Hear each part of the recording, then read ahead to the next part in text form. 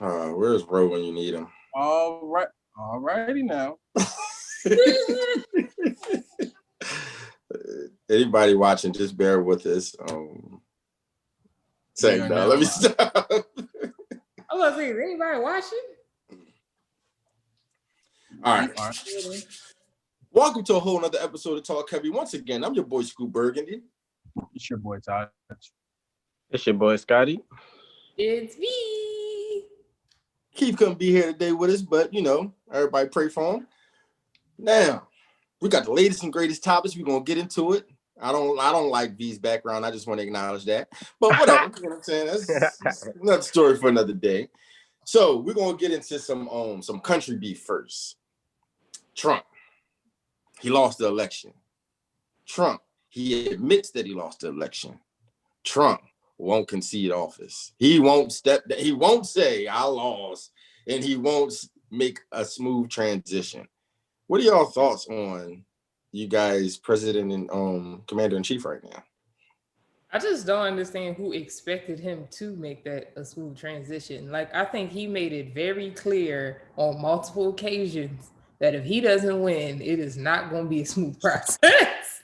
All right. Ain't like I really expected, but I did. I ain't gonna lie. I'm like, all right, you can't not make it. Come on, what are you doing, man? Like, and what about the other people? Doesn't he have like other Republicans backing him? Like, yeah, that's what we doing. Like I could see if he was the only person, but you got other people that's endorsing his foolishness. Like, ooh.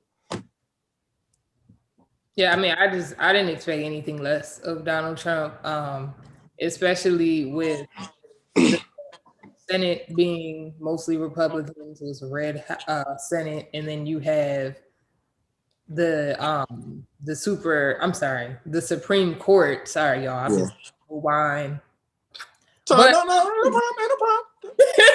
But yeah, so it's kind of like if he was ever going to do it right now is the perfect time, because this past election, they were not able to switch the Senate to blue. There's a possibility for it come January for Georgia, but for now it's not. So yeah, I didn't expect anything less.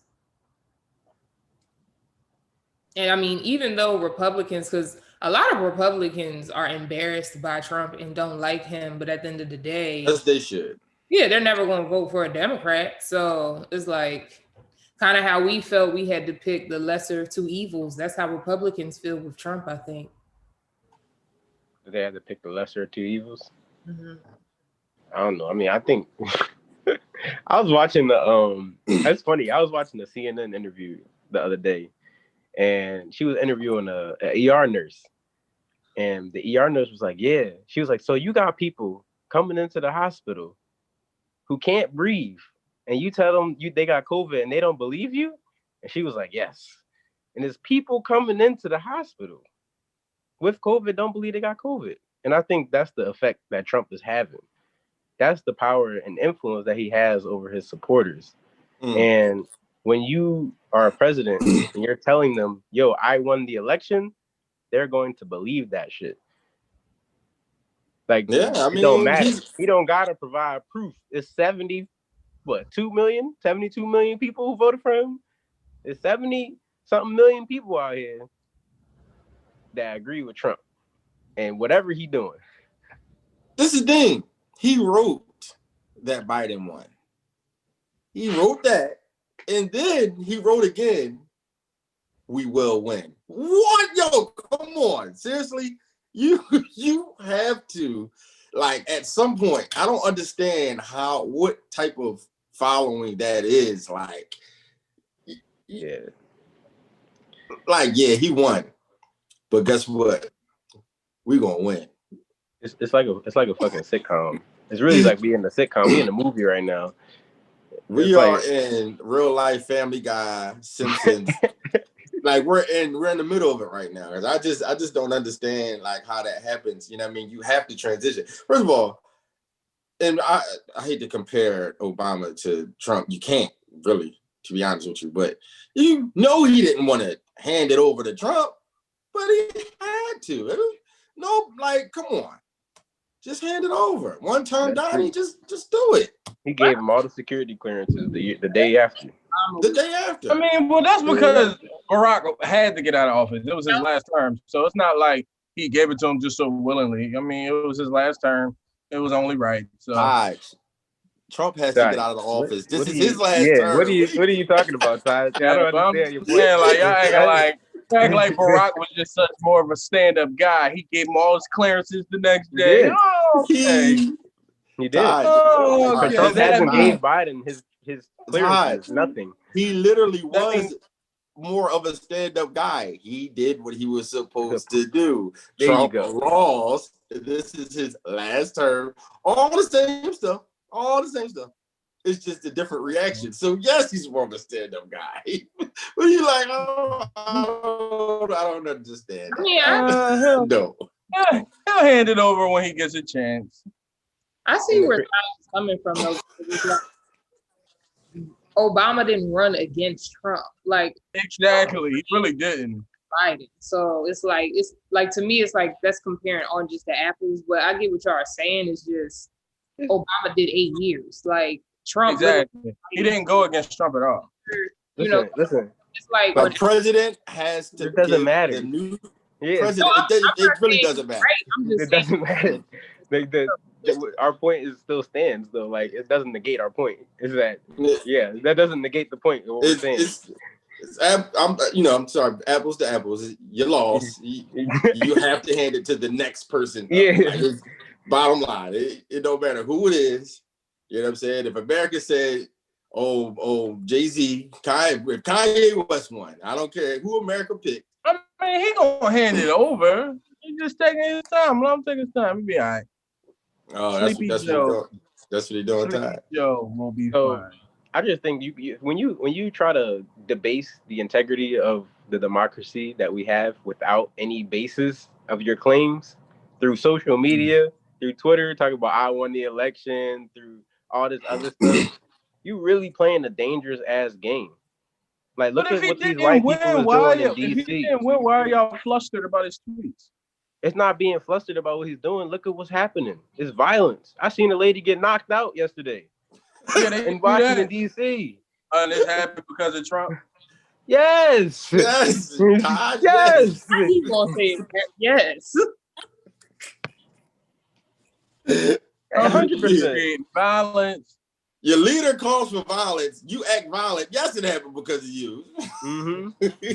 like that's like saying, if I'm a leader with influence, I tell people, I won the election. Let's fight this thing. What you think they're gonna do?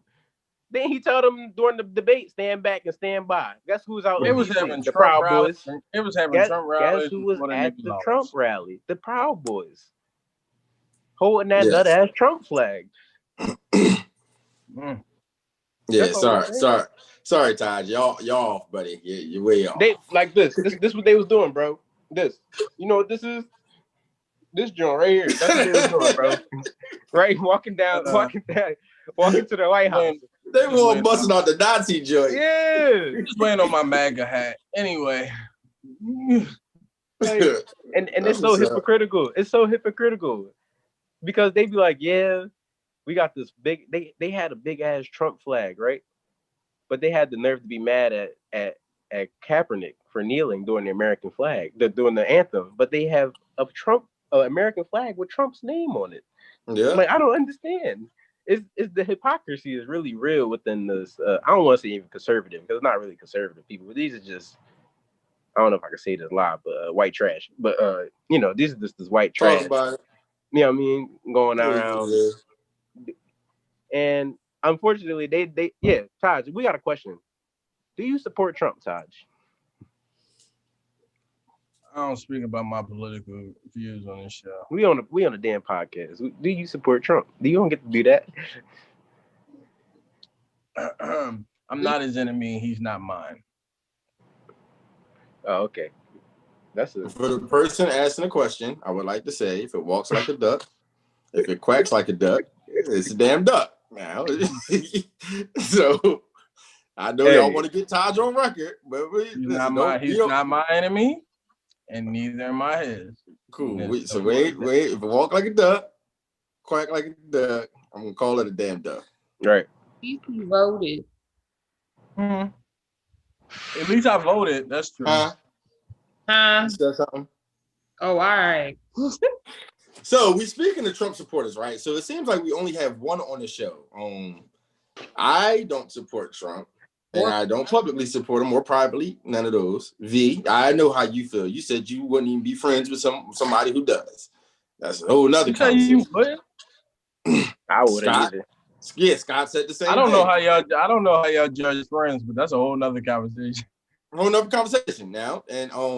And Taj, where you stand is where you stand. But a question that we had, and I want to bring it to the podcast, we had it in the meeting, and it's really to V and Scott right now. First, Okay. If Trump got you out of jail, would you, back in when he was campaigning, publicly support him, like make a speech and everything, or no, would you feel obligated to? That's the question. How much time did I get? Okay, say if you were sentenced to 10 years. Yeah, I'm definitely going up there. I'm cooning. Okay. Like I don't know if I could fully like be in support, but I would at least acknowledge the fact that he got out of jail. No, I'm talking support, V. I'm talking like this is, listen, like would you feel obligated to be like, listen, this is the future of America, like all that. MAGA hat. Charge level support. Yeah. I'm sorry. What happened? See, that's such a tricky place to be in, because it's like if you don't, he could easily just throw you back in. No, that's what I'm saying. No, I'm not putting that. I'm not taking into it. No, I'm not. No, I thought it was like a situation where it was like I had to. That's why I said, would you feel obligated to? Would you feel obligated to? Say if he said, I'm letting you out, no strings attached. This is what I'm doing. Now, of course, I think he might shoot a shot. Like every politician would want you to speak for him. But would you feel obligated to do so because he got you off of that 10-year sentence? No, I wouldn't. No. Like I said, I would be okay with like telling the story of how he got me out and that type of thing. But like, no, I wouldn't feel obligated to be like, Trump is, the next coming of Christ or something along those lines. Oh, not Christ, Jesus. Y'all be going there, don't y'all?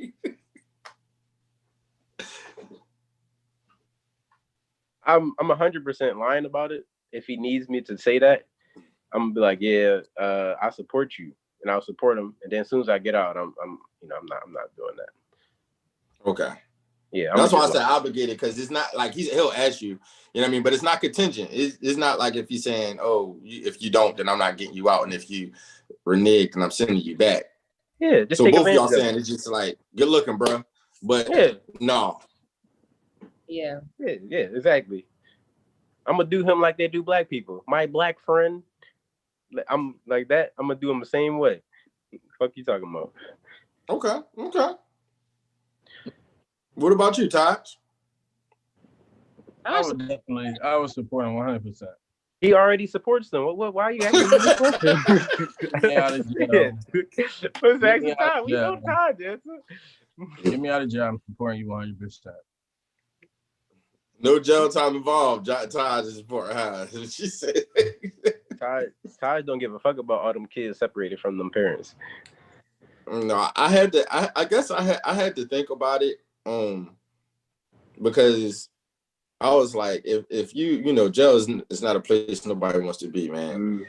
It's a very messed up place. So I was thinking if I was sentenced to a 10-year sentence for either a crime I didn't commit, or if I was unfairly sent up, like gave more time than I should have been, and Trump got me out, would I feel obligated to support him, knowing that he would want me to? And at first I'm like, no, I would have to stick to my guns. I'm sticking with my folks. Then I was like, man, you know what? I think I'll do it.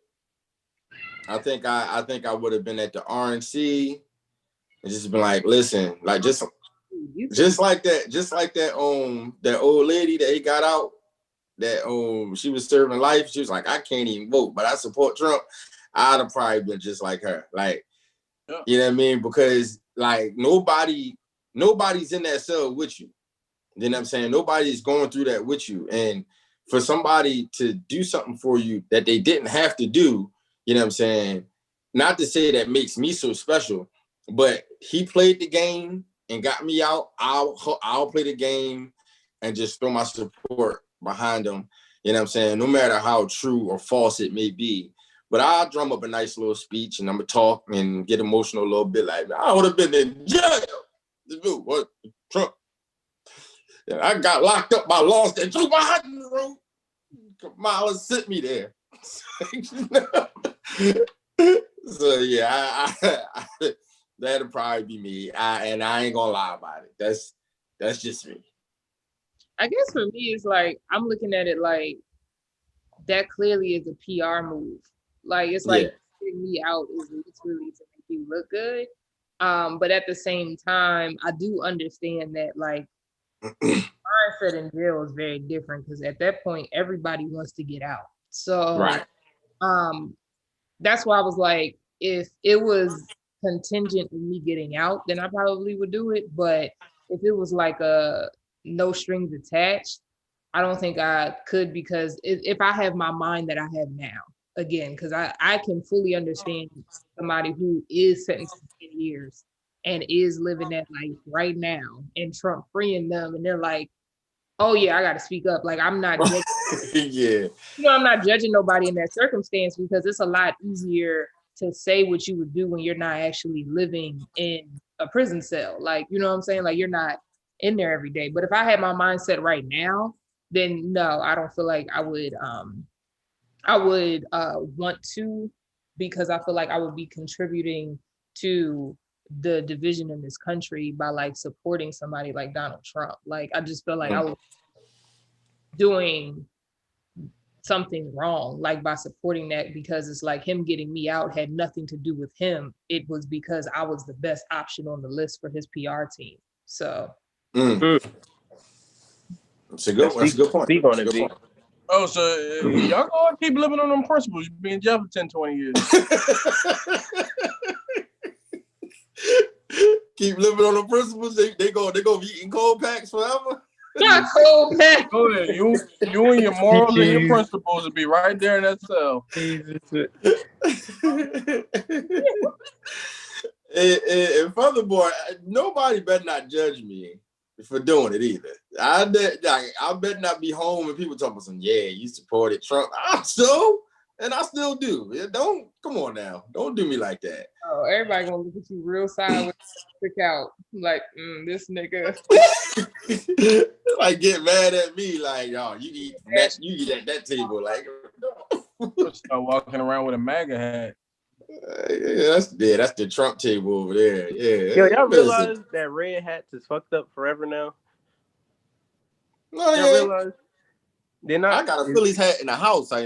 Anytime I see a red hat, I'm like, what the fuck? I do a double take, like, oh, because I always think it's a MAGA hat. That actually, listen, red hats and any shirt that say "Make America." Like when I had the Daphne shirt on that say "I make America great," like people always be like, "Boy, I was about to say," like, damn. Shit. Yo, Trump, he really is nuts. He's messing like everything I got up, that at least 4 or 5 times. People really be like, "Yo," because they be staring like, I was about to say, like, boy, I was about you out of pocket. I'm like, What y'all think Trump supporters going to do with all that Trump paraphernalia after he gets kicked out the fucking office? Well, it's gonna be collector's items. Yes. So fully collector's items. Oh my goodness. It is a very sweet video. I love it of these 2 Trump supporters. They come out their yard, very overweight Caucasian guy with a black tank on and some slippers and some 2 large shorts, rolling out his Trump flag and just rolling it up with his head down. And he goes back in his garage like this. It's the greatest thing ever. He just looks so defeated. Like, he looked defeated. He did, though. Like, his walkout was just sad. He just took his flag off his garage, the bay doors. I'm going to say the bay doors. Rolled it up and went back into his garage. It was amazing. I want to see more videos like that, too. If anybody knows where those videos are, send them to me. 39 Scoop is my ad.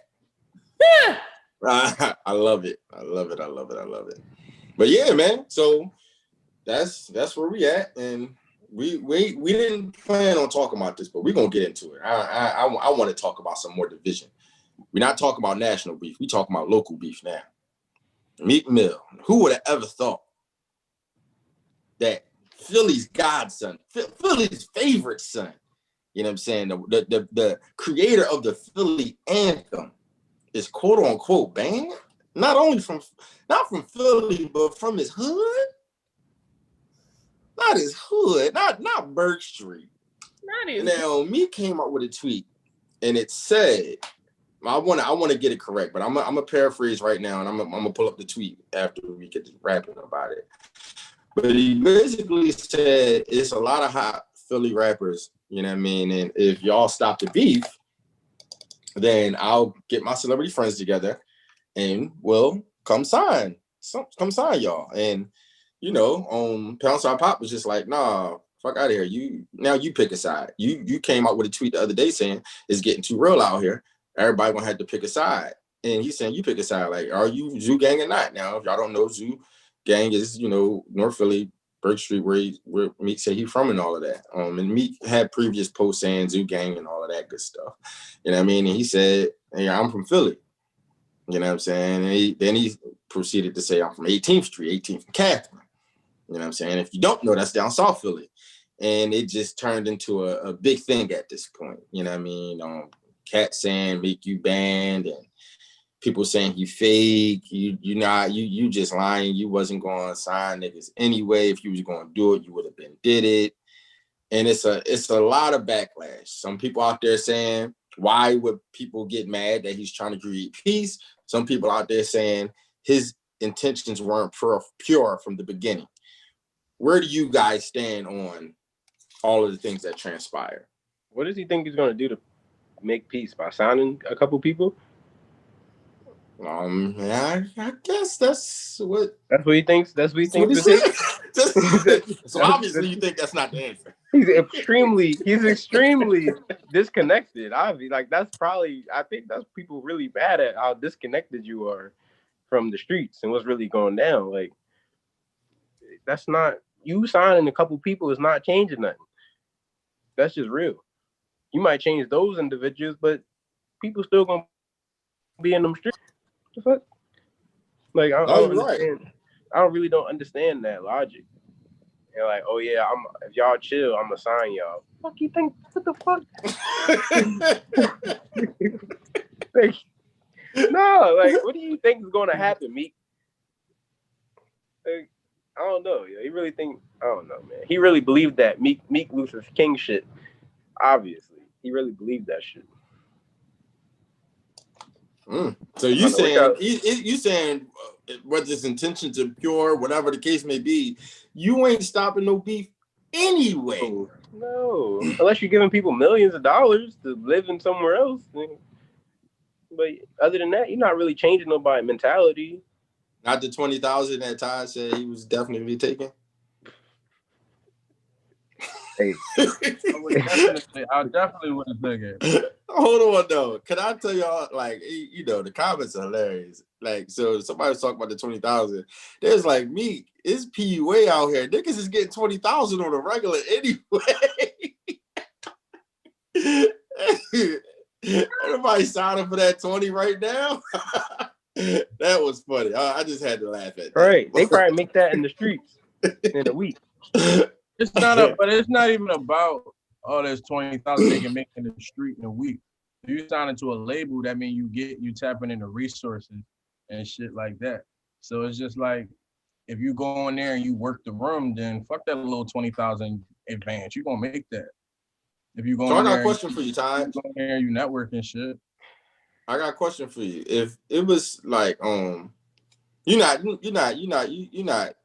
out here, you know what I mean, acting crazy. You know what I'm saying? I appreciate it. You're a young fella from the P, fight, chasing his dreams.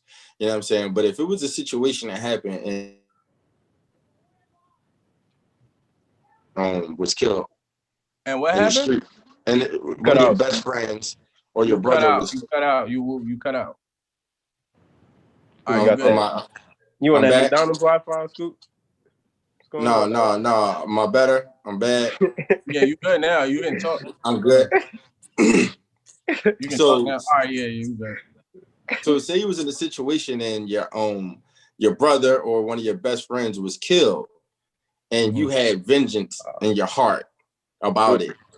Would you, if Meek made this offer to you, you know what I'm saying, the 20,000 or whatever deal? Let's take the 20,000 off because that was a previous deal. But just if he said this, would you be like dog, like don't come to me with this shit after somebody rock my brother or after they rock my best friend? Or would you be like, you know what, I'm going whatever they did is what they did, and I want to be down with me. So you're basically saying put down that type of beef down to go over like inside him. Yeah. I can't really speak to that situation because I've never been in that predicament, but I can say that I would definitely take a deal because for any amount of money, and I say that because advances are simply what it is. It's an advance. If I have the opportunity to now be in rooms that I wasn't in prior to in my neighborhood, that I can work for me, I can meet producers, writers, A&Rs, and all these other executives and stuff like that who get me to where I need to be, then give me that 20,000, put me in these rooms and watch me work. Like, I just don't see, like, I just didn't get why people kept talking that 20,000, 20 ain't shit. It's not, but that advance is not meant to take care of you forever, but you about to tap into a whole nother world. I guess it's asking me to forget death. Right, because he doesn't know he's speaking from an unconnected point of view, for one, and speaking on situations that he know nothing about. So to say, oh, if y'all cut out these beef outside y'all, do you know what these beefs are? Because you might hear that they little bullshit beef, but niggas is getting rocked. So it's some serious shit going on out here. So, like, you know what I mean? But if you're going to offer people opportunity, you talking about a deal, fuck a deal. Can you offer them maybe a program or something? Or like some type of resources? Because resources is what will help you. Fuck all that money, 20,000. Resources is what will help you and what will take care of you. You know what I'm saying? So, yeah, I think he is speaking on situations that he don't know about. You know what I'm saying? So, but I just felt like it was just one of his rants again. You know what I'm saying? Because he's dropping music on Friday. It reminded me kind of what T.I. was saying about King Von situation. It's coming from the same place of privilege and disconnectedness. Like, y'all don't really know what the hell is going on with these young dudes or these poor people. Or I don't know if they're poor, but, you know, people in the streets, basically. Y'all don't know what's happening. Y'all don't know, like, it's ridiculous. Like, if you really want to help, go help. But if you don't want to help, get the fuck off Twitter. Why are you on Twitter with this? If you want to help somebody, call somebody. Have a conversation with somebody. Go hang out with them. Go talk to their family. Like, that's how you develop respect in relationships. And they will actually listen to you then. But you on Twitter talking about, I'm going to throw you some money. Like, that's going to help. I mean, and it was saying a lot of people Twitter fingers himself. Yeah, I was saying, I think a lot of people were saying like, oh, Meek ain't never did shit for Philly. First of all, Meek ain't got to do nothing but stay black and die. And that just is what it is, because I'm sick of people always talking about what Will Smith did or what other people did or what they not doing just because they from the city. Just because they got rich and made it out do not mean they always have to reach back or anytime they do a turkey drive, it ain't enough. You know they ain't got to do shit but sit and wouldn't Meek Cooley say he in Buckhead, you know what I'm saying? He in Augusta. He ain't got to worry about, like, he don't have to do these things. So things that he do for the community, like drives and everything like that, coat drives, whatever that case may be, he doesn't have to do it. He's entitled to be rich and be himself. He don't got to reach back if he don't want to. It's not an obligation once you get rich to reach back. That's just something you choose to do. But he talking like he do. That's the problem. But he do. I mean, he if he would shut the fuck up, it wouldn't be a problem. But he don't. does. He does. That's the problem. He does. Do you know that he does? Don't. Gosh, they call him Mr. Twitter Fingers. What are you talking about, bro? They call him Mr. Twitter Fingers, but you saying he doesn't give back. He do. No, that's not what you just went on a whole tirade about how he doesn't have to give back and how he's not obligated to do it. And my point is, people wouldn't have a problem with it if he would just shut the fuck up. That's what I'm saying. But at the same time, just be quiet and don't say nothing and talk. He deactivated his page. He deactivated his page. So he did. He deactivated his Twitter. He deactivated his Instagram. So he shut up now. That's all. Like, if you're not about it, be quiet. Like that's like he deactivated his shit. He said he see y'all Friday his music drop. And so to give the correct quote for anybody who didn't see it, he said, "I'll get the main big artists in Philly a deal if they put them bodies behind them and squash them beefs I hear about." That's one tweet. He said, "I got some hot young boys from my city, but they all beefing. And that's just an idea, but I'll push through with my city if y'all make it a thing." They say if y'all make it thing, whatever. It's like 5 clicks that's talented, but they deep in and get their most attention when they beefing. Mm-hmm. So that's what he said. Trying to be like white man approved, like, and I don't understand why he decided to go that route. Like that sounded very disconnected from your community. Exactly. It came off like he forgot where he came from. To be honest, like that's how it's like you forgot exactly where you came from. Because there's a different way to say what he was saying in a way that wouldn't have come off the way I just described. Even still though, like if you're not in the field, you can't really it's hard to get people to listen to you. You can't get nobody to listen to you if you're not in the field. Like it's hard. Like I know I'm not going to listen to an individual like a Trump, for instance, about COVID-19. You know why? Because Trump ain't in the fucking field. He's not a doctor. He's not a nurse. He's not I'm not. So same thing with Meek. You not in them streets, Cannon. So why would I listen to you? I'm a street boy and you not in the streets. And you trying to tell me how to live my life.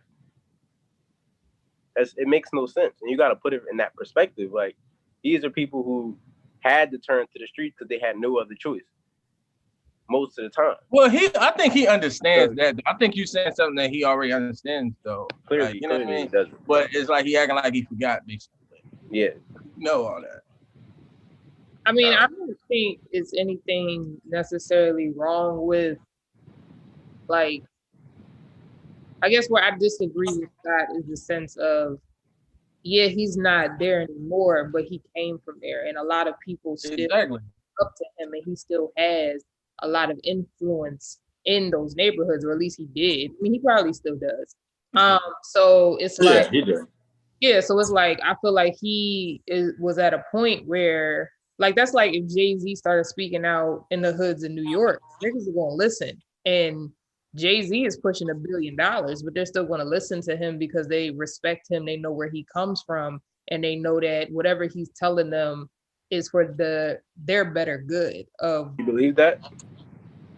I mean, I think that's how they would perceive it. Yeah, I think in any situation, it's a group of people that won't listen, and it's a group of people that will listen. So I think that it's the people out here that Meek, like, only for real, Meek said what he said. It only didn't go over well with Pound Side Pop. Once he said something, it was, half people saying what he said. And then, you know what I mean? So, it's people out here that was like, because I'm pretty sure it's little niggas out here that's probably like, all right, like, I'll stop the violence if you get me on. But then Pound Side Pop didn't like it. That's the one that took over the headlines. So, I mean, I like Meek, I think that, just like I said, I think that he got a big, like V said, he got a big influence. And You know what I'm saying? Like he's still connected. It's just that I think over the years, I mean, he's considered an old head now, and he's not the now generation. So a lot of these young boys, if like Meek is in his 30s, you know what I'm saying? They're not per se listening to him as if they would have 10 years ago. You know what I mean? So I get it, but you know, it's not all the way there for me. I think to V's point, I think the main reason why I'm saying what I'm saying for Jay-Z and Meek Mill, for whoever, whatever rapper, rich person, celebrity you want to speak on, like it's analogous to saying, you know, this is why we want community police in the community that live in the community, who know the community. It's the same concept. Like you as a rapper who can help the people is not with the people in your current state. In your current state, you're a But he millionaire. can't just be living in North Philly like he did back in the day. I am not saying he has to do anything. What I am saying is people cannot relate to you at this very moment. I can't relate to Meek Mill. I'm not worth $50-60 million. I never seen $50-60 million. I'm not famous. I don't have millions of Instagram followers. I don't date celebrity. Like I don't do all the things that he does. And I'm not even in the streets. And I don't really like they can't, you can't, it's hard for somebody to just come in and be like, yeah, this is what you gotta do. You're not living this life no more, dog. They don't see Meek like that. Though. I don't agree with you, bro. But if they didn't though, see now here's the point though. Here's my main point now. If what you guys are saying is true, then they would do something about it. Yet Philadelphia is the number one state for murders. City for murders. Why is that? If Meek and Autumn have so much influence and they come out and talk about these things, why is it that that's the case? Because it's a system. Meek ain't gonna change the system, Scott. No. So what I'm saying is this. I get. But what I'm saying is this. Okay. My fault. No, go ahead. My fault. Go ahead. No, I'm saying to your point, I can't agree with street cats not gonna listen to Meek because he's rich now. I don't think that's what the point is here. I think the point is that he was saying that he was Zoo Gang, and now they saying, nigga, which side you on? Like, it's more so, nigga, if you ain't on our side, then you are out. It ain't more so, nigga, you rich now. You can't relate to what we doing out here. You know what I'm saying? Like, it's more so, like, nigga, you are out now. Because if he was to say, nigga, you know I'm Zoo Gang. I'm like, that's where I'm from. Then they're like, all right, we cool. I don't think that the issue is, oh, Meek, you can't relate to our struggle now. You know what I'm saying? Like that's not the thought process that's going on. No, I understand that. I think my fault. Go ahead. I was gonna say I just want to add to that by saying like I get what you're saying, Scoop, but I guess and I agree with that, but where I disagree with Scott on, because I feel like y'all are having two different arguments, is I do feel like when somebody comes out of your hood and makes it, you absolutely have a different level of respect to them, and they absolutely do have a bigger influence in that community than they did. I mean, well, I don't want to say then somebody who is in there, but I'm just saying people are going to pay attention because they're looking at this like, dang, he had the same struggles I had. He came from the same block I came from. He was just as poor as broke as me, and look at him now. So I understand what you're saying in the sense of like, oh, you're not living that life anymore, but he's living the dream that a lot of people from those areas want. He's literally living proof of that. So when he speaks, they're much more likely to listen. And I think that's the bigger picture of it. Like, I get what you're saying, Scoop. I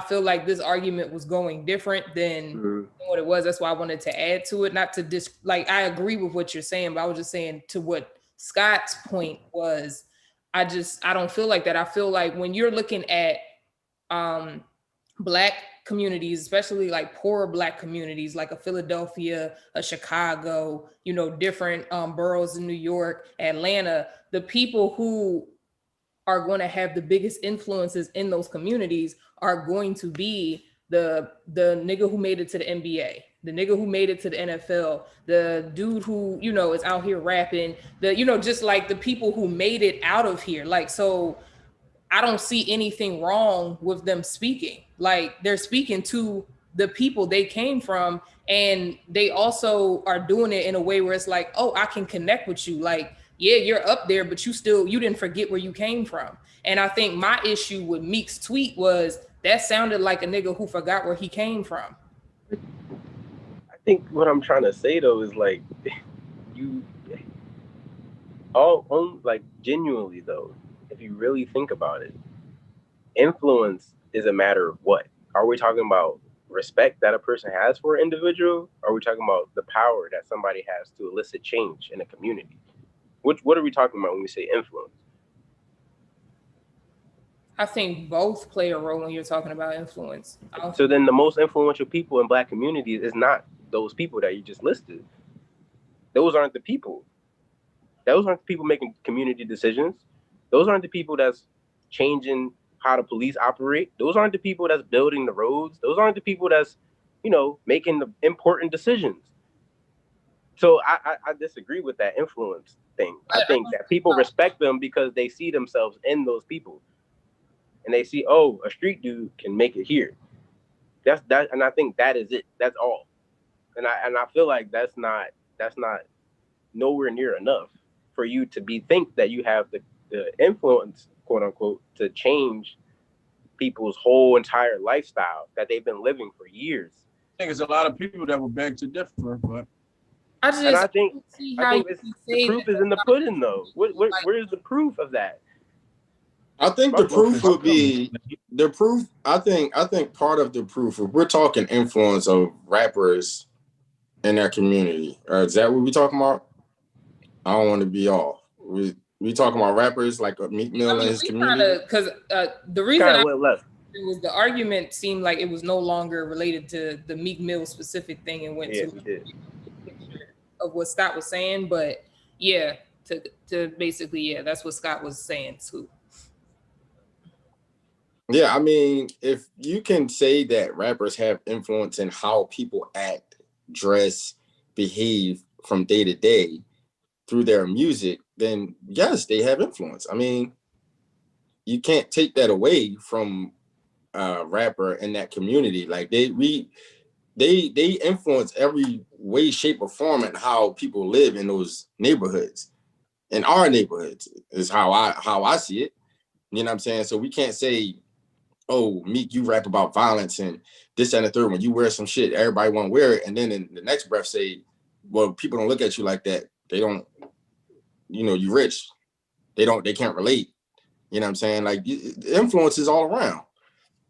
Yeah, I don't see how, like, I think you can have influence in different ways. And I guess, like, so to me, the influence that they have, it's not going to be the same influence that a politician signing a bill has, but they absolutely do have the influence of making people show up and come out. Like, so, like Scoop's point, look at Travis Scott. Travis Scott had almost every McDonald's in this country sold out over a quarter pounder and cheese that they had on the menu, but because he said that was his favorite thing at McDonald's, every nigga went out and bought some damn quarter pounders with cheese that McDonald's has had since the beginning of time.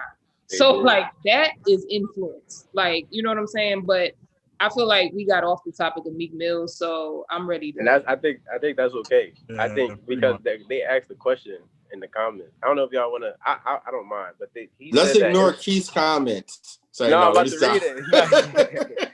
He said influence and power not the same. And then Keith said influence and being able to change something are two different things. And I disagree to an extent to what y'all saying, because if you have influence, like B was saying, you use that to make money. That's called celebrity culture. That's what our celebrity culture is. They use their influence to make money, and money is what? Power. So I think influence does equal power in a lot of different ways.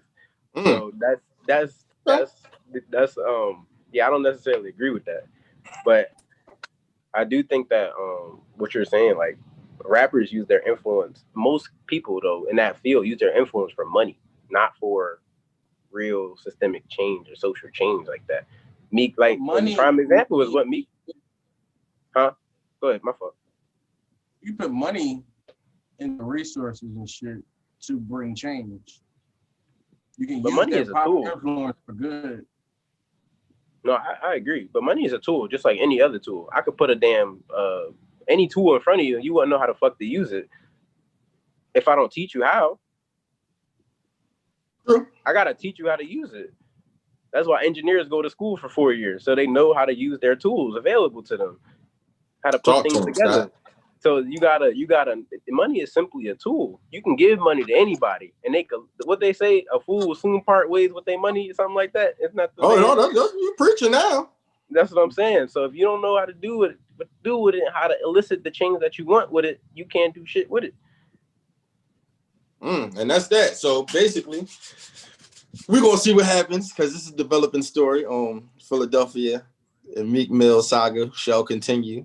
Absolutely. You know what I mean? We'll see if Meek Mill is really banned. We'll see if we get any coats this year or any turkeys this year from Meek. I hope not. We on lockdown. We on lockdown, y'all. It's a wrap for them coats. Yeah, it's lockdown. Ain't giving out no turkey, no cranberry sauce. I'm going outside. I don't care about no lockdown. Speaking of money, Meek Mill, he made a post. He had a bag full of money and said, "Yeah, I'm out. I'm gonna holler at y'all later." So yeah, that's how he ended this one off, and that was a good post. That's how he ended that one off. It was a lot of money in that bag. A lot of money. I think it was a lot of money in that bag. Yeah, it looked like a cool million. But yeah, so we'll see how the story continues. And next up, we have, bro, you're not getting no juice today. A ring, flings, and other things, throwback style, or a romance room. We had this debate going on, man. Is lying a necessary evil inside of a relationship? I'm gonna just give my answer real quick. Everybody give their answer, and then we'll say why. I say yes. Boom. V, what you say? Yes. Yeah. Scott. It depends on the relationship. Oh. It's a yes or no. Okay. Oh no, it's not necessary. It depends on the relationship that you got. V said, "Yeah, we need a yes or no, brother." I'm just saying. No, I got you. No. So V, we're gonna do it like this. V, give us why yes, and then Scott give us why no, and then Taj give us why yes. So for me, I think it's more so. I wouldn't say like if we're talking about like major things like, you know, major issues in relationship and stuff like that, then no. But when it comes to like petty things, absolutely yes. I think it could save a relationship. Like to an extent, like if just like little petty stuff, like, you know, like, oh, babe, you look cute in that dress, and you know she don't, you know it's gonna hurt her confidence if you tell her what good in that. For real, like that could really save a situation. Like you can't take that. Sometimes no, like it depends. Like when you're at a certain level, there's certain people who can't handle certain things. I'm not saying I can't, but I'm just using that as one example. I'm saying, I guess I'm using that example to show what I mean by petty little lies, like just little stuff, or like say, you know, you out and something outlandish happens, and you know for a fact that if you go home and tell them what happened, they are not gonna believe that, you know what I'm saying? Like they're not gonna believe you ran over a turtle, pulled over the car, and a elephant jumped on the roof. Like nobody believes that. So it's like, you know, just little stuff like that. I feel like it's okay. If you ain't posted, it ain't happening. Let me see your phone. Right, but I think it also like plays with understanding and knowing your partner and knowing what they can tolerate and what they can't. Like, because like I said, I can tolerate my man telling me that ain't it. A lot of women can't. Like, you know what I'm saying? So it's just knowing your partner and knowing how to do that. Like, I feel like at times, sometimes we're too arrogant with our own feelings and what we want to say or what we want to do, that we completely undermine how that person reacts, knowing damn well that we know that person because you got into a relationship with them. So yeah, that's just my opinion. Okay. I mean, but sometimes you gotta tell your girl you got this, even though she don't say no. Yeah, I think that you need to deal with those things. Yeah, get rid of your ego, your arrogance, your whatever the hell you got going on, so we can have an open and honest relationship. Now, if you don't want to know something, you tell me that, and then I won't tell you. I won't give you an answer because you don't want to know. That's okay, and I'm okay with that. I understand that. Huh? That's not lying. If somebody That's not a lie. want to know, and then you tell them, okay, but you just answer it in a way that you know they want to hear it, that's lying. No, that's not what I said. I said, listen, for me, right? This is my thing too. I don't want to know how many people my girlfriend slept with because number one, it's none of my concern, and number two, I don't need to know, right? So she doesn't tell me that, and I tell her, hey, I don't want to know. I don't need to know. Okay, and that's something that's cool. So A lot of people, huh? So lying by omission is okay because that's a form of That's not lying by That sounds like omission. omission to me. That's not omission though. Lying by omission would be, yo, babe, if I ask you, hey, is my suit nice? If I got a suit on, is that suit nice? And she's like, she just looks at me and don't say nothing. Or she'd be like, oh, I like the shoes. That's lying by omission because you're not answering my question. But what I'm saying is I set a boundary. And you respect it. Like, yo, don't tell me this. If I ask you this, don't tell me that. I'm like, okay, that's not a lie. That's a boundary. It's a little different. And when you in a relationship, you got to know each other's boundaries and not lie to each other, though. That's not lying. I think that's a little different. I don't know. That's just me, though. Huh? I said it's omitting information, but okay. I don't think so, though, because like if you are that insecure about something petty, I don't know what it is that you can't hear about yourself in a relationship. First of all, I think that's bad in a relationship, number one, because then when you are in an argument, you're not gonna be able to hear about yourself. So that's number one. But number two, though, is like you have to be able to get beside yourself. If you asking somebody a question, you better expect a response that you may not like. And if I give you the truthful response, you can't get fucking mad. That's your problem, not mine. That's how I look at it. Like, that's your problem, not my problem. Don't make it my problem. And that's facts. That's to me.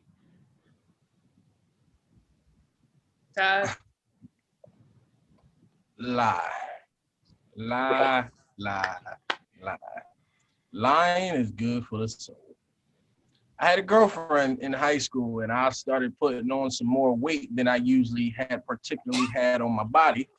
And I proceeded to ask her, like, yeah, just out of curiosity, you know what I'm saying? I'm getting a little husky these days. Is this your speed? Like, you know what I'm saying? Like, you look good. Oh, man, let me tell you something about that first argument after that conversation. Oh, I was all types of fat bitches and fat dick. Oh, so I was a teddy bear before, and now I'm just a fat bitch. Got it. But I appreciated the fact that she lied to me while we was together, and then we broke up. She just all bets was off, and she just was like, "Yeah, fuck you, nigga." Like, hey, listen, I think lying is good because lying helped me in that relationship until we broke up, and I found out she didn't really like it. So basically, lying wasted your damn time, Todd. It didn't waste my time. I was a teenager. Those are the beginning of my golden years. I'll be all right. But Todd, you just said I was in a relationship that the girl didn't want to be in because she lied about it. No, I didn't say she didn't want to be in it. She lied about, I guess, accepting my new weight journey down. Right. And I appreciated the fact that she act like she fucked with it until she didn't. Okay. To save your ego. Yeah, to save my ego for that time, yeah. Okay. Everything ain't that deep. I think that is pretty deep, yo. Nah. His weight was that deep. It is. I mean, like, if your weight is causing your relationship to be in jeopardy, yes, it's that deep. What the fuck? Yeah. I could care less at this point, Scott. I was 15. No, and even at that time, I probably thought I was in love for what I thought love was at the time. If you don't care, why you gave the example, Taj? Because I was giving a goddamn example. You decided to intrigue and go deeper into my goddamn example. You had your time to talk. This is my slot. Why are you talking on my slot? Everybody talking. B was talking on my side. Don't get it. Everybody talking. Story. Listen, dog. I'm asking you the real question, My man. bad story. I ain't gonna let it slide. Listen, what was you eating, Todd? Hold on. He needs to know why were you upset? Okay. Why was I upset? I wasn't upset. I said I appreciated the fact that she lied. I appreciated that lie. That was a good lie. Like she could have told me. You appreciated the good lie. So if she would have told you, if she was like, "Nah, you fat as shit, dickhead," how would you felt? I'd just been like, "Well, what you gonna do? You gonna leave or you gonna stay?" He's like, you know what I mean? And she told you right there, like, "Nah, now, I'm not fucking with you." Like, you gonna be here. All right, damn, hold up though. It's like you ask her, she said you fat, like, dang, you go straight to the breakup, like, so you won't be with me or no? Like, dang, hold on. Like, I mean, not like that, but it's in. just like, what you gonna do at this point? Like, you got a decision to make. That's true. Luke, what about you? I think it's a necessary evil. Small lies, not big lies, but like you were saying, those small things where everybody don't need to hear the harsh truth at all times. You know what I'm saying? Let's say if we going somewhere and I know my girl like may feel some type of way about, let's just say something on the dress or something. And I know it looks good enough for her to get out. We're late almost, or we about to be late. I might lie and be like, oh yeah, you cool. Cause we got to get the hell out of here. You know what I'm saying? Even though I could tell her, you got a string hanging here, or you could fix this a little bit better, but we gotta roll. Me telling you the truth at that time is gonna cause us time. Lord knows what else it may cause us. We gotta get out of here right now. So I mean, in that instance, I would lie. Certain times people need confidence, and telling them, not at something as big as what Todd said, that, but maybe that too. But like, if my honest opinion is that you overweight, and I know that it's eating you up at a time that you really need, like, to hear words that's gonna lift you up, I ain't gonna be like, them rolls is getting out of control. You don't need to hear that. You really don't need to hear that. You know what I'm saying? I wasn't in a mental state to hear that. But you don't gotta lie though. You could be like, yo, it don't matter that you gained a couple That's pounds. still lying. That's another form of lying. You still look good. Like that's not lying. You're still lying. I don't understand why it's that important to you to be honest in that moment. Like I just like this whole like ego thing and all that type of stuff. I get what you're saying. Someone's ego can definitely be detrimental to a relationship, but at the same time, so can you wanting to be honest on certain things, knowing that it's going to hurt somebody's feelings. Okay, like, so can you tell me what I shouldn't be honest about? Taj was not in the right mental state of mind for her to be like, you could lose some weight. Like, even if she said it just as nice as that, it's still going to affect his emotion. Like, so I just feel like there's a time and a place to do things. You can be honest with your partner, right? Like, just because I say something at the time don't mean that I'm going to pick another time to say, okay, we're going to attack this issue. This is something that we definitely going to fix. But right now, knowing the person in their emotional state, people are emotional. I'm not just saying women, but people are emotional. People in their emotional state, everybody is not at the right mental state to hear everything at every time. So sometimes if it's an issue that we are going to attack, now might not be the time. So I'll tell you something. Now I'm not going to call you skinny, knowing good and goddamn well you're not skinny. You know what I'm saying? But I'm not going flat out and be like, yo, just like I said, them rolls out of control. You know what I'm saying? I was about to get some butter and jelly out the refrigerator and lather your ass up. Like, I ain't gonna go all like, can y'all give me an example? I is one of those people that I should. I is one of those people who be like, tell the truth, and as soon as they get the truth, that's a little too harsh. They be like, no. Can I get it? No, dog. I ain't trying an example though, like V or Todd. Proof is overrated. Somebody. Say it again. What's something I should lie about that I can't tell the truth about? It's not that you can't tell the truth. No, we didn't say that you can't tell the truth. Just at the time, like I was saying. But y'all said it's necessary though. Like I was saying about the Yeah. huh? Y'all said it's necessary. So there's things that I should not tell the truth about. So please elaborate on what I shouldn't tell the truth about.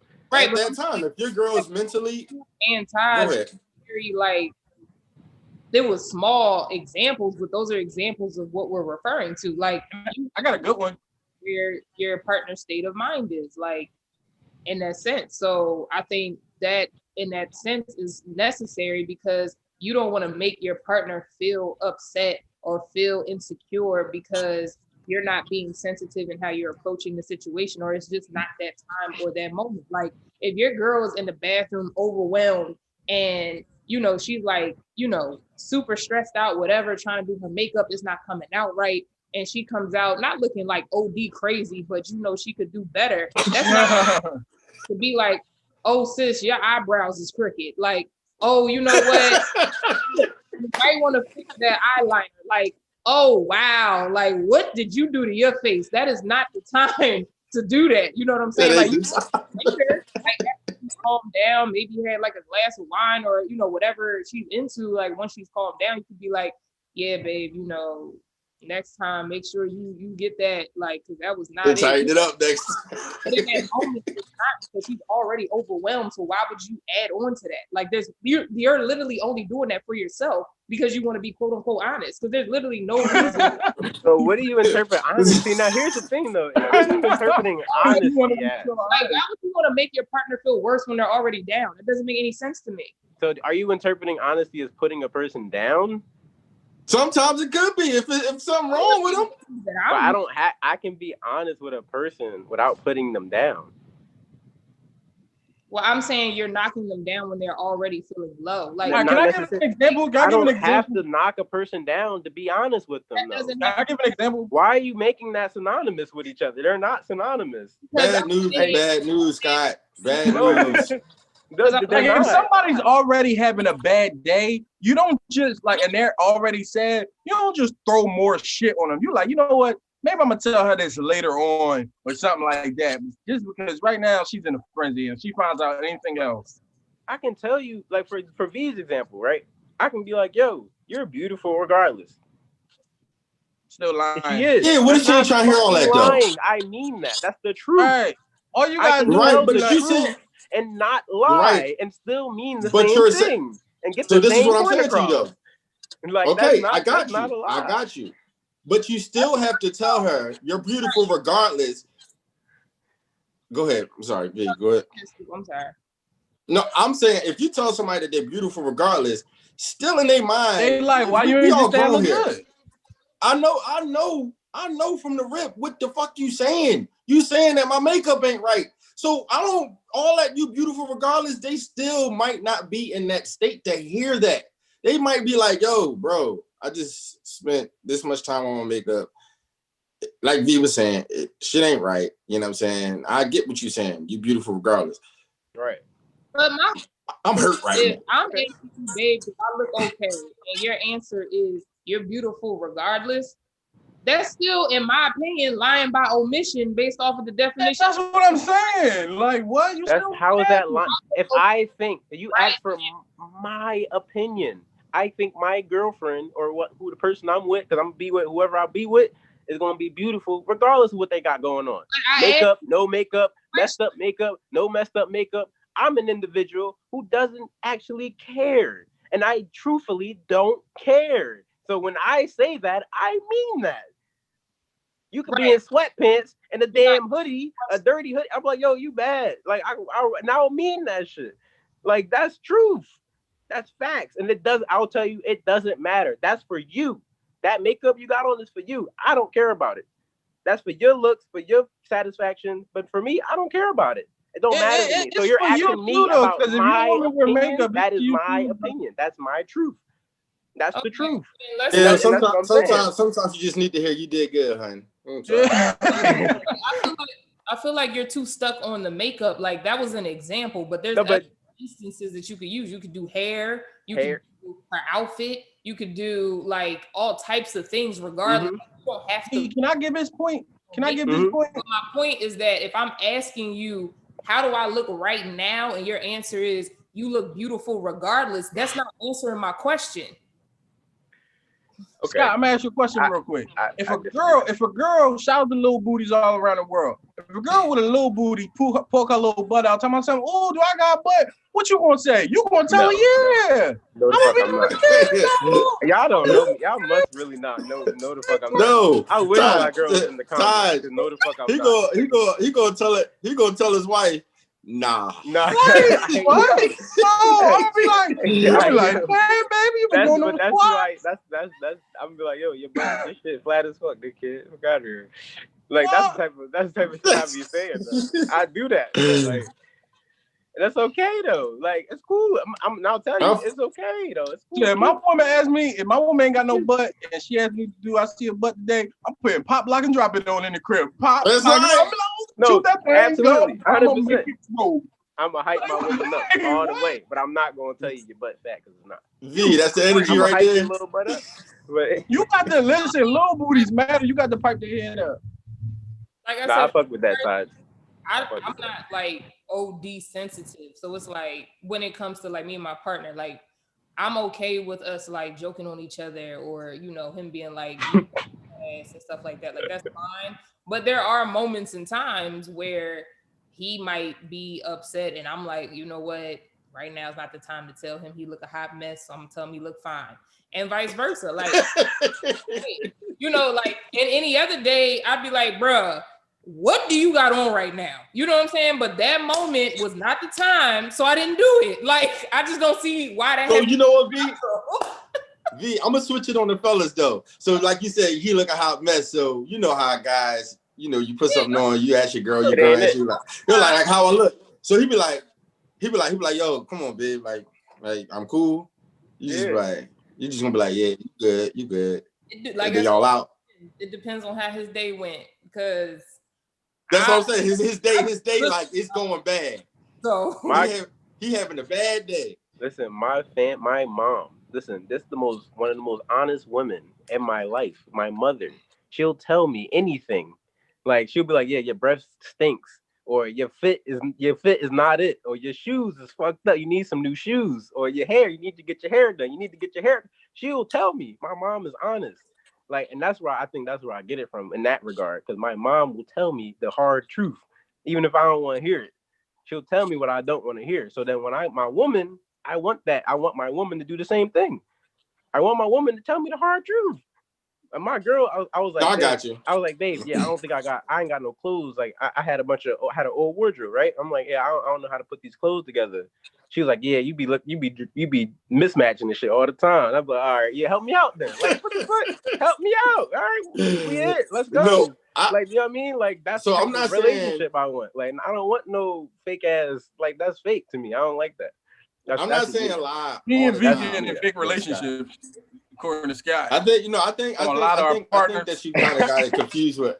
No, I think you got confused with lying all the time. Yeah, you know what I mean. It's I think it's you definitely sprinkle it in there, but every time you don't have to. You know. I got you. I got you. My fault. I misinterpreted. My bad. Yeah, I'm definitely. But yeah, 90% of the time, but that 10%. 90%. Listen, that 10% you could be cheating. See, that's my problem right there. That's my problem. You cheating. Look, what you say though, Scott? You said people gonna cheat. They're gonna cheat regardless, right? That's facts. All right. That was good.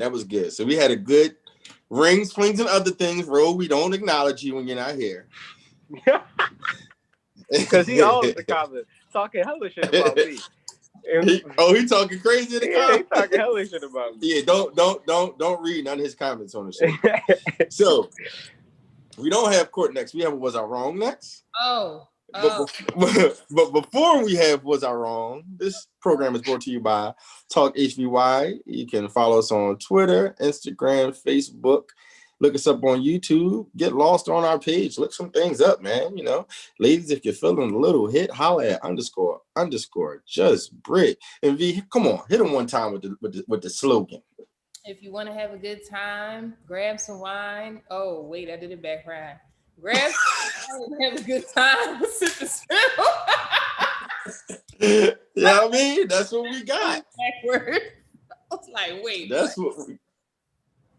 That's what we got. So today's was I wrong? I got a was I wrong? And speaking of lying to your partner, I got a story about this. So oh Lord. this is an old relationship of mine. This is really cut and dry. Me and my ex, we were on Instagram just scrolling through. You know what I mean? You know how that go. And we looking at girls, and I'm like, she a 8. She a 5. And she a 5? She was like, yo, your taste is weird. So we keep scrolling, we looking. So now she's like interested. She keep looking through, like, all right, what is she? She a 6. Oh, she a 3. So then she said, okay, well, what am I?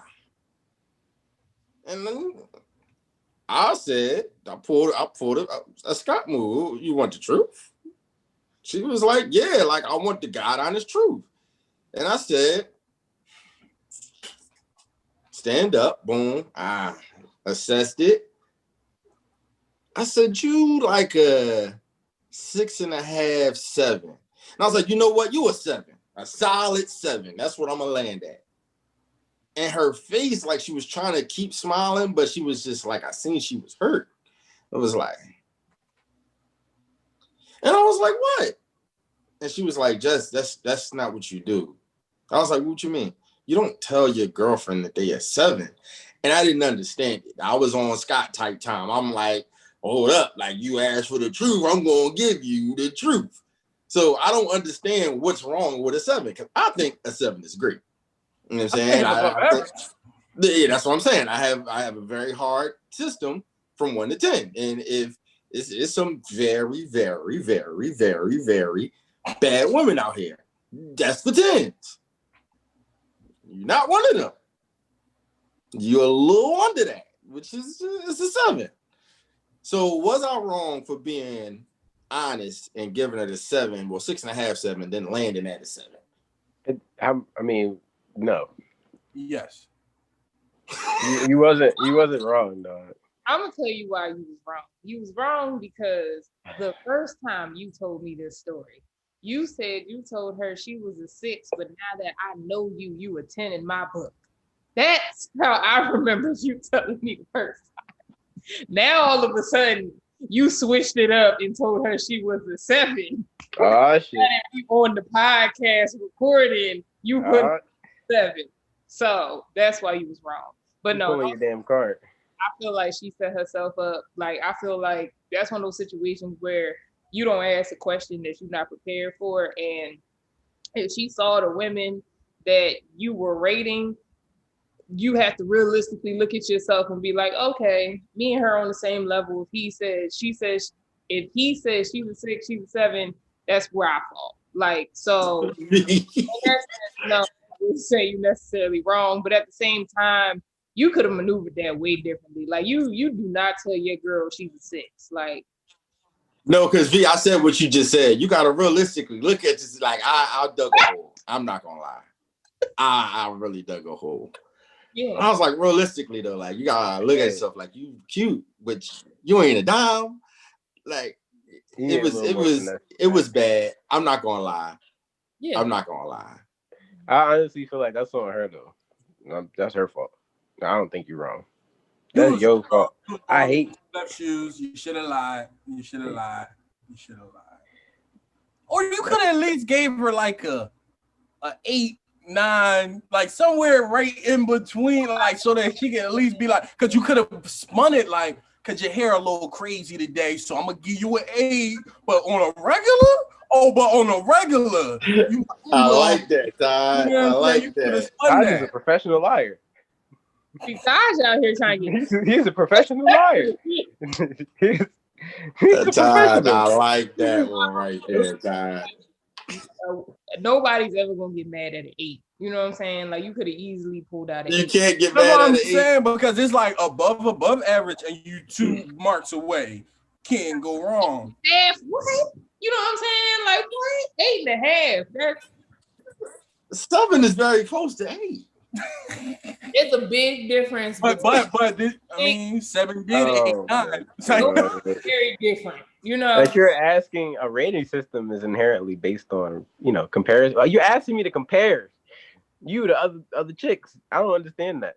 I really don't. No. That's not comparing to other chicks. That's just giving her own personal rate. Right.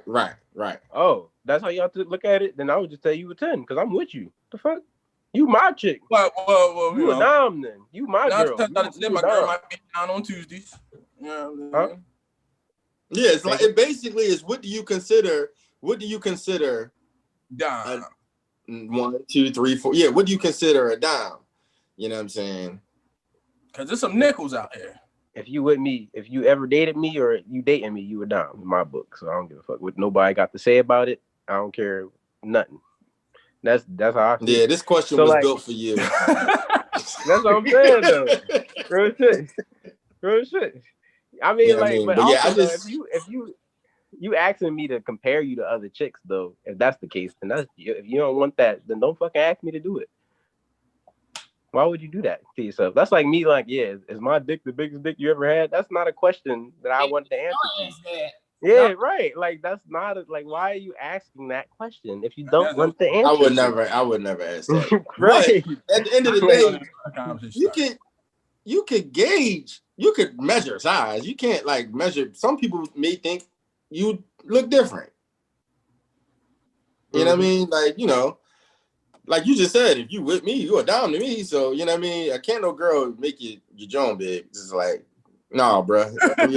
3 inches is 3 inches. I don't. If she like 3 inches, then that's cool. You a 3-inch boy. My fault. I ain't gonna bring that topic up. If you got 2.5, that's ain't nobody do that with that. But, some people might like it. Whatever. Oh, hey, I just feel like love where you at in your life. Love what you got. That's all you got. You gonna die. That's what it is. Ain't no reason for you to be sitting here worried about anybody else. Now, I guess before we go on, I'll rate myself. Back then I swore I wasn't wrong. I was all with you asked. I'm giving you 100% honesty. That's what it is. You know what I'm saying? And you set yourself up for that. You know what I mean? But the older I got, the more I realized that's not what she needed to hear at the time. And you know what I mean? Maybe I should have been a little more sensitive and gave her that 9. Yep. So next up, we have Talk Heavy Court. Today we have a classic matchup between Ty GP and Scotty Reed. Now, the conversation is, does philanthropy help with systematic change? Or is it just self-serving? Scott says, no, it doesn't help with systematic change, truly. And it's really a self-serving thing. Todd says, it actually does. You need to give back to the community in order to change the community. So, one of you guys, need you to pick. Got my quarter right here. Go ahead, Todd. You can pick. Todd, pick heads or tails. Heads. Ooh, it is heads today. So, Scott can go first. Want to go first? I want Scott to go first. I want to hear that perspective first. All right, we ready? Oh, before we go, do we oh, never mind. Go ahead. My fault. All right. So you guys know the rules. 2 minutes each, 1 minute rebuttal. If Scoop and I feel necessary, extra 30. Ready for your first 2 minutes, Scott? Let's get it. To start, philanthropy is an act of giving. It's a beautiful thing when you're doing it in the right way with no strings attached. The problem comes when a lot of philanthropists do philanthropy with strings attached. And you'll see this a lot in universities. They got buildings named after them, libraries named after them, all types of shit named after them. They get on the board of trustees. They start making decisions. They choose what scholarships go to whom. they become almost integral into that system or whatever foundation they're donating to. Now, when we're talking about justice and charity, because charity, philanthropy is this, that charity, justice is the system of through that you change through policy and politics and actual funds through taxes, not through philanthropy where they pick and choose where they want to get their money. In fact, I looked it up. 90% of the 100,000 philanthropic foundations have no website. They go straight to the donors and they exist in perpetuity, meaning they're tax subsidized. They don't have to pay taxes when they do their donations, meaning these people get tax credits for their donating. They're self-serving.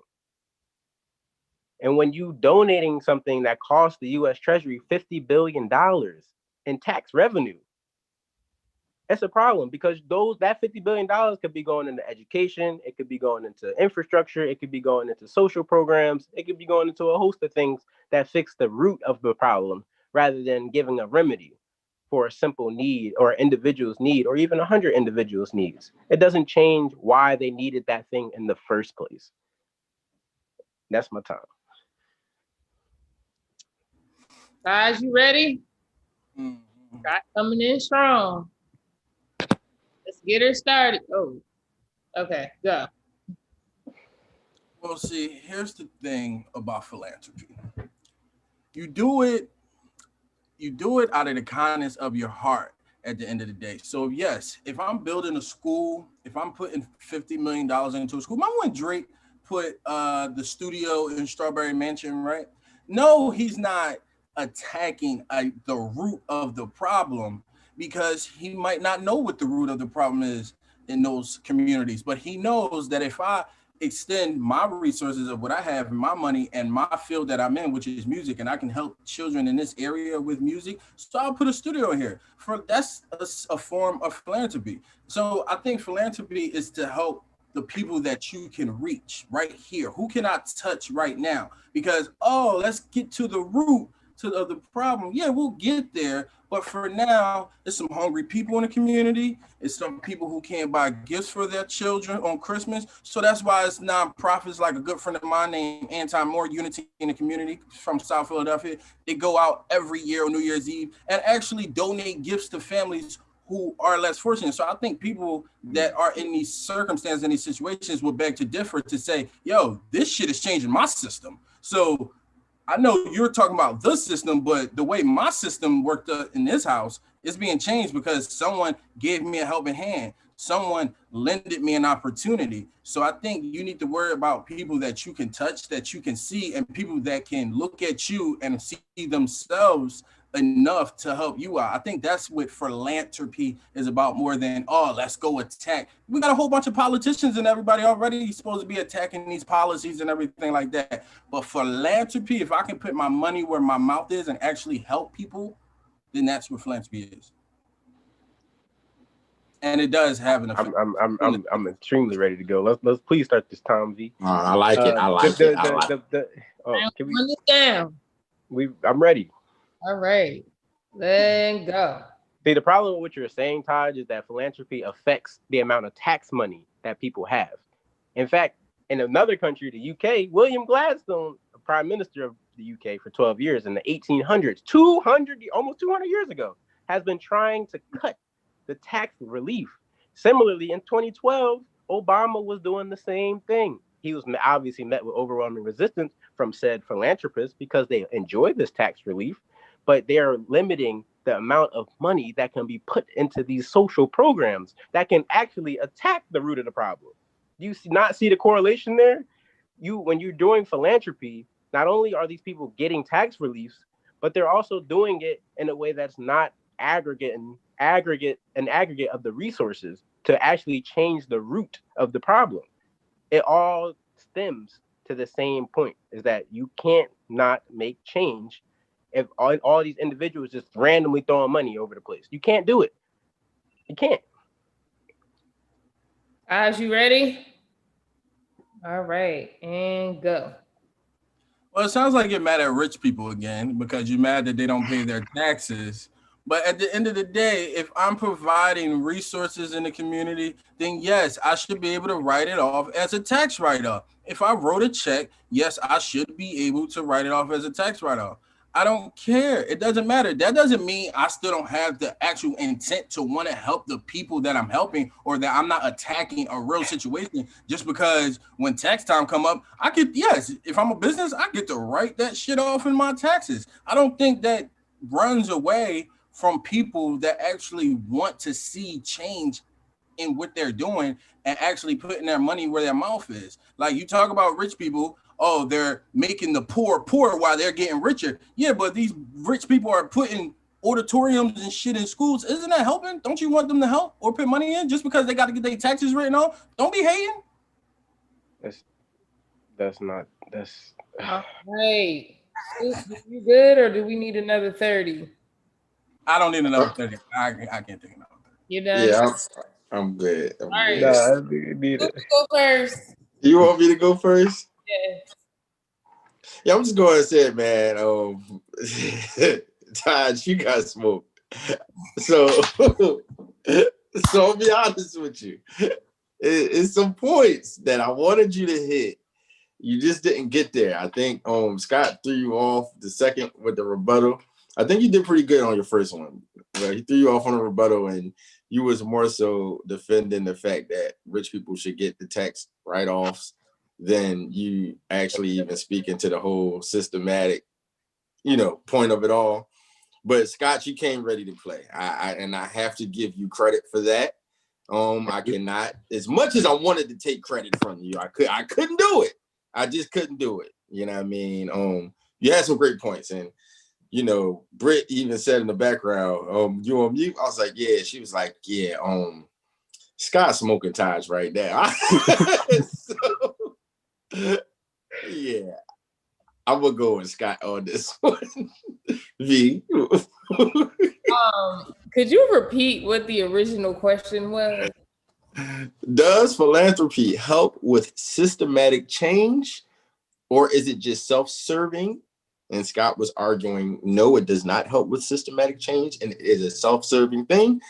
And Taj argued, yes, it helps with systematic change, and no, it's not just a self-serving. Okay.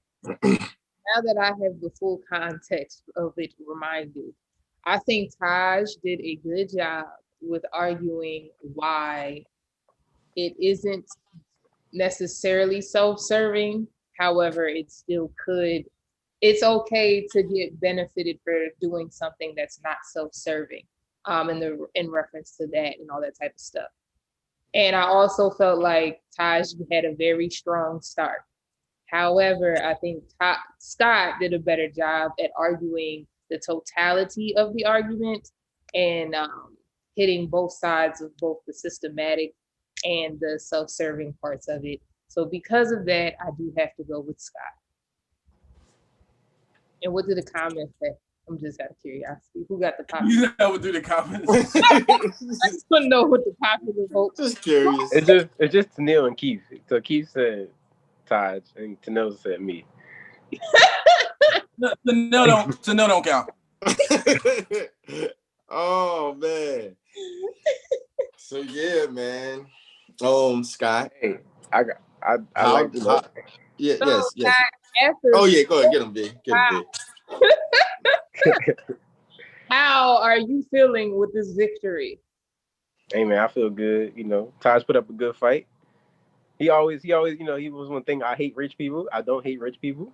I need you to stop with that rhetoric, Taj. It's incendiary. I'm gonna get a t-shirt that Incendiary you just rhetoric, say Taj. Scott hates rich I people. don't like it. Huh? What'd you say? I'm gonna get a shirt that say Scott hates rich people. Whoever coming up to the plate next, come strong next week. I don't know who it is, but I'm ready. You know what I mean? Oh, excuse me. Oh yeah. Okay. Now, Scott, I do have a question. What's good? How rich does a person have to be for you to really question, their morals and their things like that? I want to bring a rich person on. I need to know how much money they Generally, need to have. generally, I question billionaires mostly, but just generally. I'm fresh out of them. I don't know. Yeah, I'm fresh out of them. Yeah, I mean, there's a bunch of millionaires around. I know some millionaires I can bring on the table though. We all know some millionaires, but like, it's not. I want to bring somebody for you to question. Huh? I need somebody for you to question. They need to be about 10 million, 20 million. It depends. I mean, like, it depends on how they amass their money, what they're doing with their, like, it depends. But I'm not gonna knock. It depends. It all is dependent. I'm bringing probably through the. What if I can get Frank Lucas here? Oh, Frank Lucas is not alive. What are you talking about? That wraps up a whole nother episode. Let that man rest in peace. No, I can get Denzel to come talk. Scott, that's what I'm saying, Scott. You know he talk about Denzel, right? I was about to say. Scott, do you know what Frank Lucas actually looks like? Do you know who he is? I'm talking about Frank that was at the diner with his brothers. You gonna get Malcolm X to come too? The same nigga, Denzel. Same nigga, Denzel. Oh my god! Hey yo, well, that being said, Idris Elba dead now. Ty, he not alive. He got shot. Denzel alive. Listen, that wraps up a whole other episode of Talk Heavy. Once again, I'm your boy Scoot Burgundy. It's your boy Scott. It's V, and I just want to remind everybody that my team is undefeated.